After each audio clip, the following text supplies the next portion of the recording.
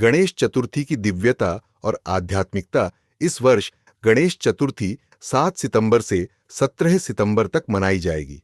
आइए हम श्री गणेश के जन्म का वास्तविक अर्थ समझते हैं। पौराणिक कथा के अनुसार शंकर जी ने उस बालक का सिर काट दिया जिसे देवी पार्वती जी ने स्नान करते समय द्वार की रक्षा के लिए अपने शरीर की धूल से बनाया था, और फिर शंकर जी ने उस बालक के शरीर पर हाथी का सिर रख दिया। ये प्रतीक है कि परमपिता परमात्मा हमारे अहंकार के सिर को समाप्त कर उसे ज्ञान के सिर से बदल देते हैं। ज्ञान हमें सभी बाधाओं को समाप्त करने की शक्ति देता है या हमारे जीवन में विघ्न विनाशक बनने की शक्ति देता है, जिसका प्रतीक श्री गणेश है। आइए श्री गणेश के सभी अन्य पहलुओं को और उनकी दिव्यता और आध्यात्मिकता को समझें। 1. श्री गणेश का बड़ा माथा ज्ञान का प्रतीक है। जब हम परमपिता द्वारा दिए गए आध्यात्मिक ज्ञान का अध्ययन करते हैं और उसे अपने हर विचार, वचन और कर्म में धारण करते हैं तो हम ज्ञान से परिपूर्ण हो जाते हैं। 2.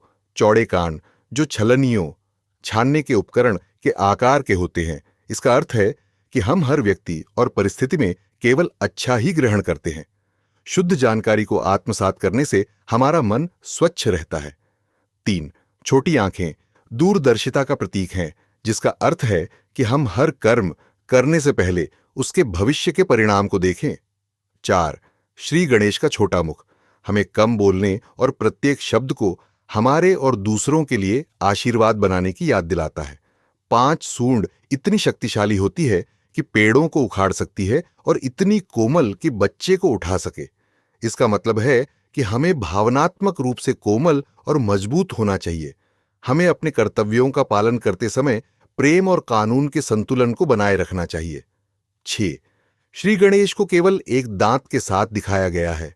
इसका तात्पर्य है कि हमें पसंद नापसंद, सुख दुख, सुखद अप्रिय, अच्छा बुरा जैसे द्वंद्व में नहीं फंसना चाहिए। हमें इन पर विजय प्राप्त करनी चाहिए और सभी परिस्थितियों में संतुष्ट और शांत बने रहना चाहिए।